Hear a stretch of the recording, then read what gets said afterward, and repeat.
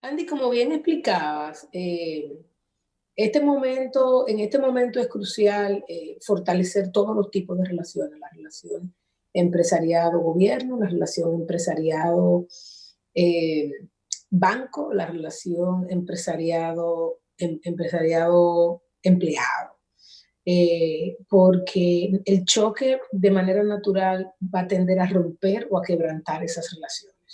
Desde el punto de vista de la relación del empresariado-gobierno está el tema fiscal, claramente.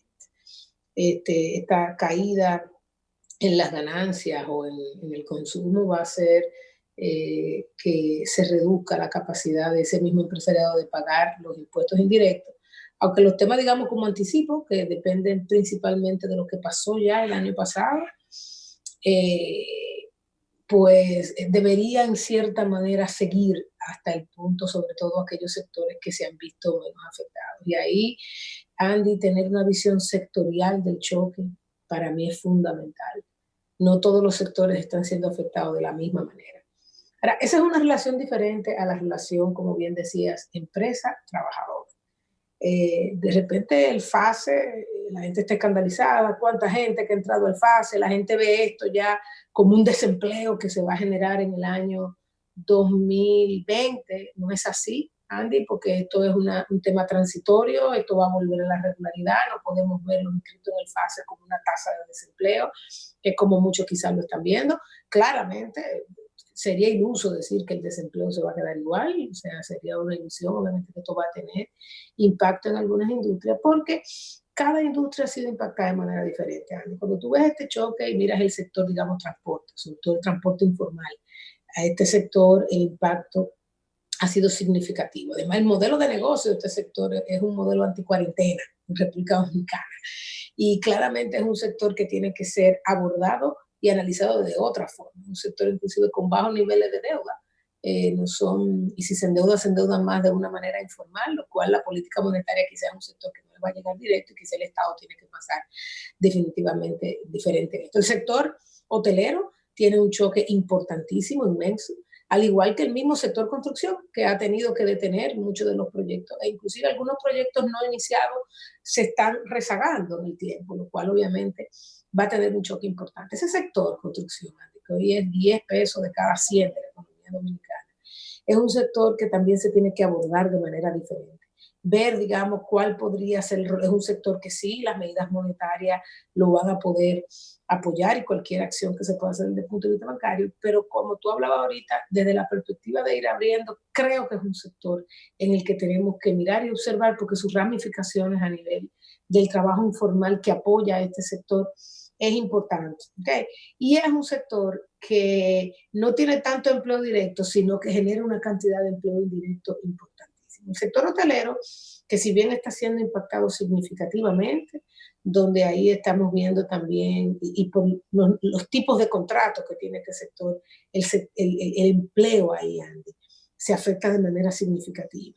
Es un sector que quizá el proceso de recuperación va a ser más lento que aquellos que dependen de la demanda interna.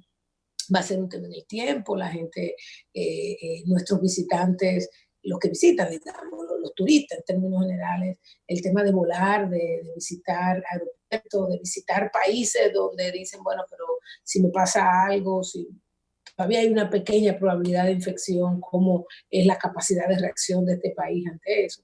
Entonces, ciertamente es un sector que va a ser más difícil, digamos, mantener el empleo corriendo en este sector. Va a ser muy difícil. Ya, obviamente, algunos hoteles han comenzado a hacer recortes, aunque han permanecido con los pagos de seguridad social, que yo creo que eso es importante para las coberturas de muchas familias que dependen de ese sector. Y otros sectores más atados a la industria de alimentos, que tienen un choque menos importante, y el comercio atado a esa industria de alimentos y de cuidado personal, que también está incrementando el consumo en este momento, pues está en una mejor capacidad de aguantar este choque. De hecho, la industria atada al sector de industria de alimentos, el choque positivo del petróleo le está dando de manera positiva a sus costos.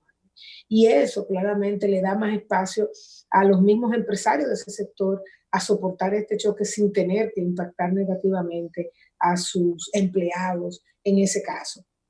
el sector, por ejemplo, de puertos, el sector de aeropuertos, que también está siendo chocado a pesar de que se mantiene con más lentitud, pero las importaciones y el comercio internacional no ha habido un rompimiento ahí. Hoy en día sí, quizá dura un poquito más en llegar las provisiones, algunas hay escasez en algunos productos internacionalmente y obviamente se va a comenzar a sentir más fuertemente en Dominicana, pero también ellos pueden lidiar con esto. El sector empresarial de muchos ingresos, o sea, el sector empresarial grande, que ha capitalizado en el tiempo también este crecimiento y este desarrollo en República Dominicana. Hoy en día, como tú dices, Andy, el presidente le dio las gracias por esos apoyos que están haciendo de manera proactiva, pero yo creo que un apoyo muy importante es el apoyo en mantener el empleo. Quizás no con las mismas comisiones, no con los mismos niveles de remuneraciones, porque eso no va a pasar, pero sí la estabilidad en ese empleo, mantener esos empleos con un nivel de ingreso que se les permita, va a ser importante. Otro sector, Andy, es los sectores salud y educación, son sectores quizá menos afectados, pero todos los sectores que se vinculan al mismo sector construcción, el sector de metales, el sector de la industria de caucho y plástico, todos esos sectores están recibiendo la menor demanda de parte del sector construcción y obviamente se están viendo afectados. Para mí, el enfoque o la política que hagamos alrededor del sector construcción, Andy, puede tener unos efectos importantes en sostener parte de lo que tiene que ver obviamente con las importaciones y el comercio atado a eso, pero también con sostener la industria local y el empleo que genera este sector. Para mí es un sector que debemos verlo con doble clic y analizarlo de manera detallada y hacer una estrategia particular para el sector. Por otro lado está el sector financiero, Andy, el sector seguros.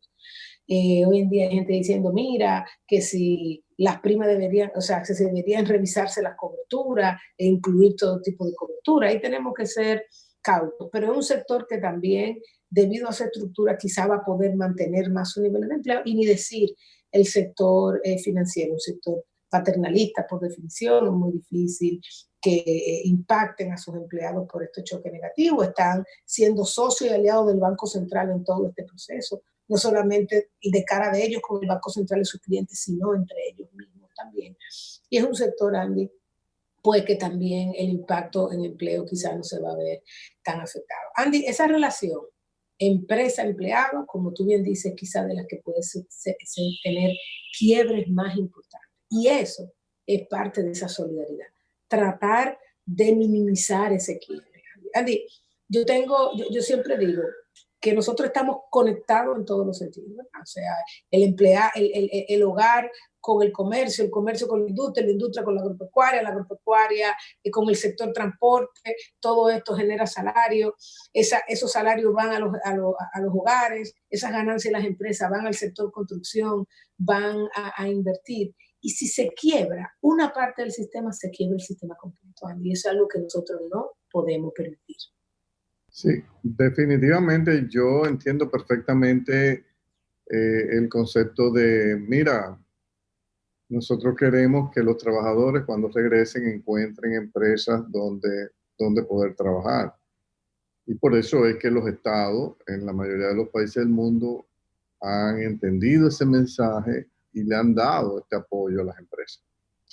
Estoy consciente que hay empresas que operan con mucha fragilidad, empresas que lo que operan es con un flujo de caja donde los dueños de las empresas quizás no han acumulado riqueza, o sea, simplemente sobreviven con el flujo libre de efectivo, de ahí es que comen, de ahí es que se dan su gusto de vez en cuando, pero no es que tienen una gran acumulación de riqueza. Eso, por ejemplo, en el caso de pequeña, mediana empresa. Hay el caso, sin embargo, de la gran empresa ya un poquito más formal, más estructurada. Entonces, ahí uno debe ser capaz de descomponer en dos. Una es el estado de situación de la empresa, que te puede dar unos indicadores que si tú lo ves fríamente, dices, bueno, mira, aquí tampoco hay margen para pagar durante 2 o 3 meses el salario de los trabajadores.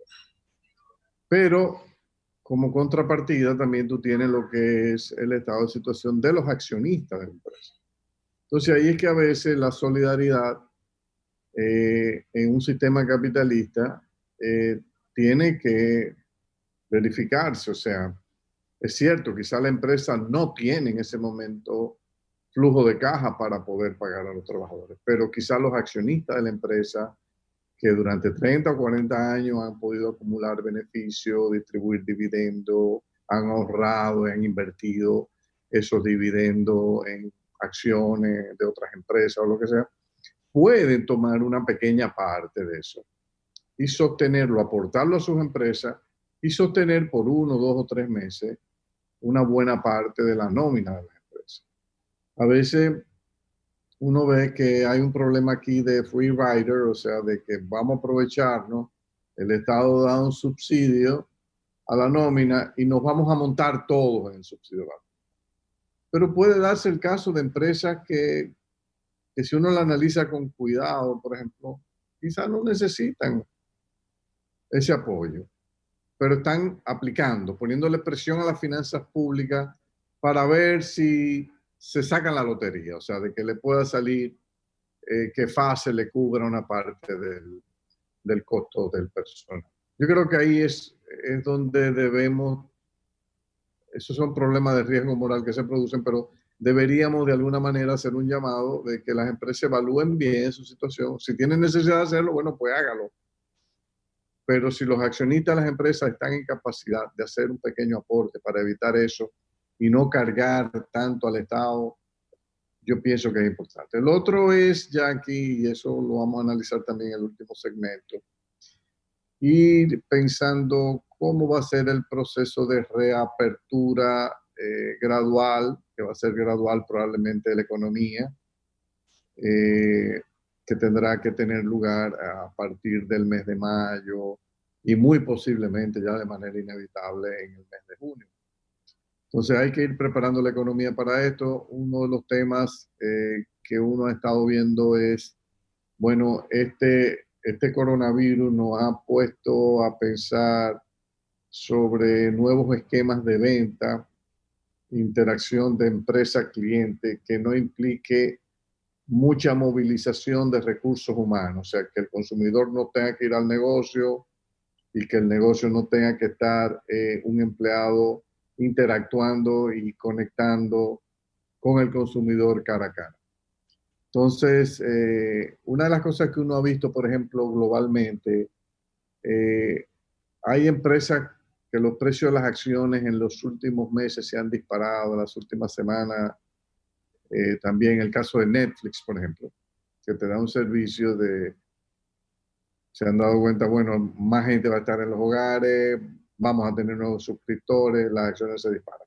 Pero hay otra empresa que es Amazon, que las acciones esta semana se dieron una disparada enorme porque eh, incluso la empresa anunció que estaba contratando 100,000 nuevos trabajadores para tratar de poder dar atención al boom de demanda de gente comprando a través de Amazon. O sea, son las compras a través de Internet.